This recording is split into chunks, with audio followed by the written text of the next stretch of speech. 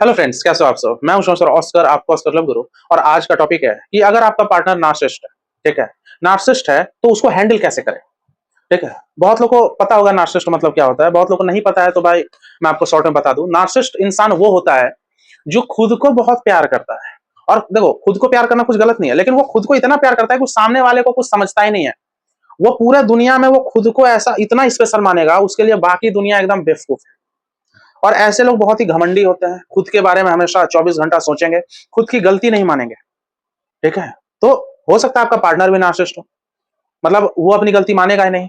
एकदम ego type का, खतरनाक ईगो। ईगो भी तीन तरह का होता है, इड ईगो और एक सुपर ईगो होता है। ये साइकोलॉजिकल टर्म है, end ego and super ego. ठीक है, उतना डिटेल में मत जाओ, मोटा मोटी समझो। नार्सिसिस्ट ऐसा इंसान होता है, ये एक पर्सनैलिटी डिसऑर्डर है। ठीक है, पर्सनैलिटी डिसऑर्डर है साइकोलॉजिकल वे में अगर बात करें तो, जिसमें इंसान खुद को बहुत महान समझेगा। उसको लगेगा ये पूरा दुनिया, ये सृष्टि का निर्माण सिर्फ मेरे को मद्देनजर रखते हुए किया गया है, मैं ही हूं महान।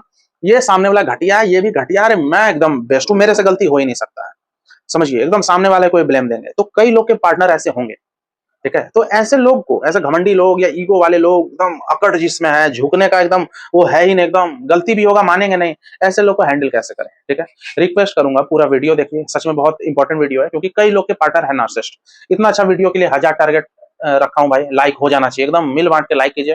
ठीक है, सब्सक्राइब करना भी और शेयर भी करना। तो चलिए आगे बढ़ते हैं। यार देखिए, सबसे पहला मैं आप लोगों को टिप्स यही दूंगा कि अगर आपका पार्टनर नार्सिसिस्ट है तो ऐसे लोग को मारो पिछवाड़ा पे लात, मतलब कहने का मतलब है छोड़ दो। क्योंकि अधिकतर अधिकतर जो नार्सिसिस्ट लोग होते हैं भाई, बहुत कम चांस होता है कि ये लोग सुधरेंगे।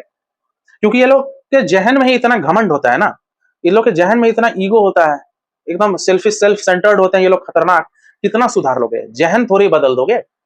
ठीक है, तो क्योंकि देखो, आपको वो नार्सिसिस्ट लड़का, वो नार्सिसिस्ट लड़की मिली 20 साल की उम्र में मान लो, लेकिन 20 साल के पहले से उसका नेचर डेवलप हुआ है ना, तो वो फुल परिपक्व हो गया। मान लो 18 साल में भी कोई मिला तो पूरा उसका बचपन से वैसा नेचर बना, तब जाके आपको मिला, तो वो जो 18-20 साल से उसका जो नेचर है वो थोड़ी बदल जाएगा।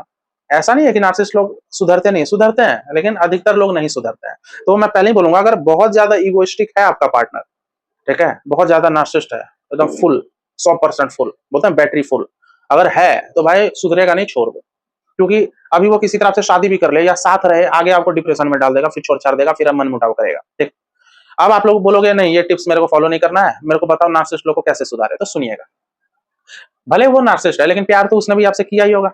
ठीक है, पार्टनर बोल रहा हूँ ना, पार्टनर मतलब वो पार्टनर है ऐसा। ठीक है, प्यार तो किया होगा, लेकिन वो अभी अकड़ में है, वो आपको समझ नहीं रहा है, वो आपको आपकी कदर नहीं कर रहा है, वैल्यू नहीं दे रहा है। ठीक है, नार्सिसिस्ट लोग को अगर आप सुधारना चाहते हो तो थोड़ा एक बार उसको समझा के देखो।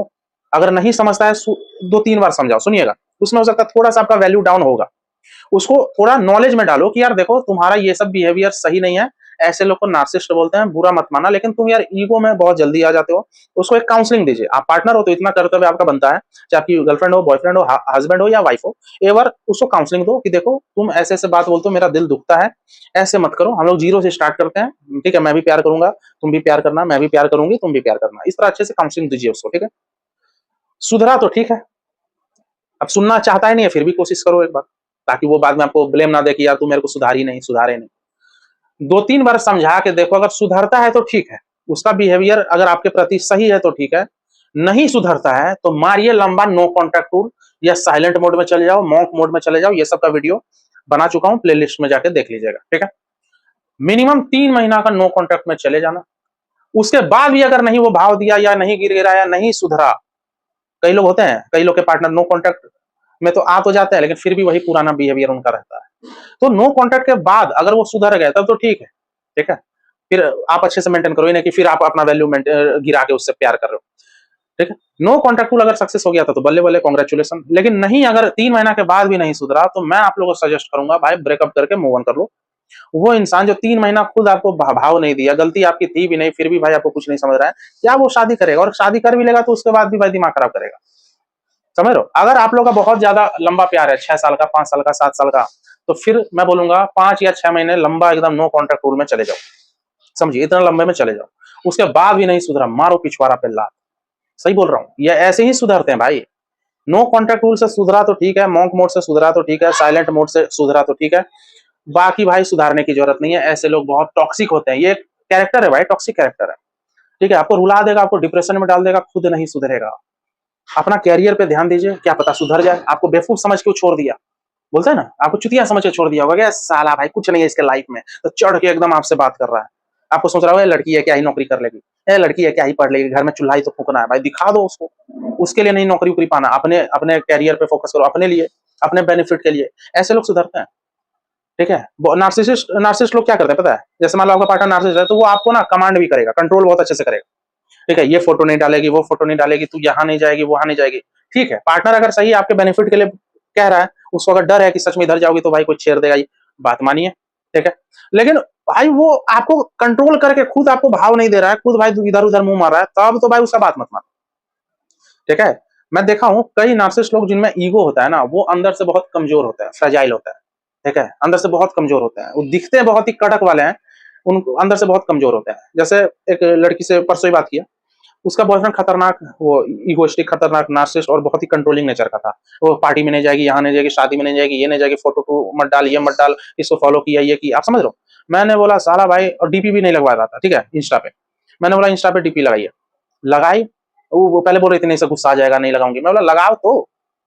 आप यकीन नहीं करोगे, शाम को ही उसका बॉयफ्रेंड, जो 1 महीने से बात नहीं कर रहा था, शाम को ही कॉल करता है कि तू बदल गई ना, है किसके लिए लगाई है तू डीपी, बताओ। अभी फट गई है उसके बॉयफ्रेंड की, समझ रहे हो। तो फिर मैसेज की, sir thank you sir, partner की हालत खराब हो गई, समझिए। तो ज्यादा गुलाम भी बने रहोगे ना नार्सिसिस्ट लोग का, तो हालत खराब हो जाएगा।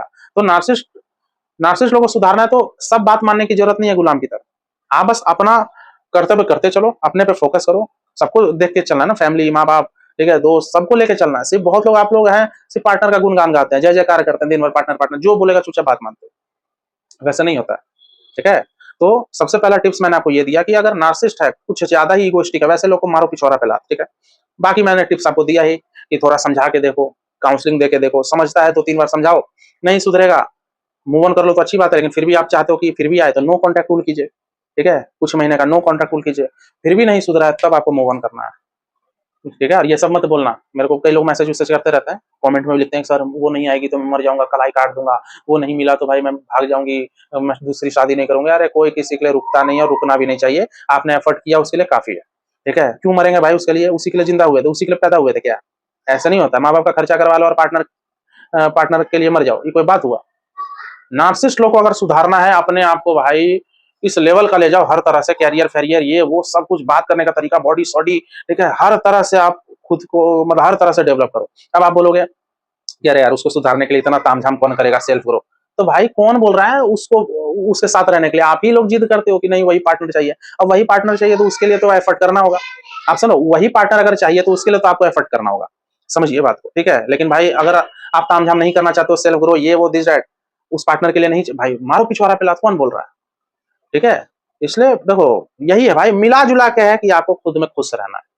और जो मैंने ये देखा है कि अगर आपका पार्टनर नार्सिसिस्ट है ना, वो कभी नहीं चाहेगा कि आप खुश रहो, ठीक है। वो ये चाहेगा कि आप खुश भी रहो तो उसके वजह से खुश रहो।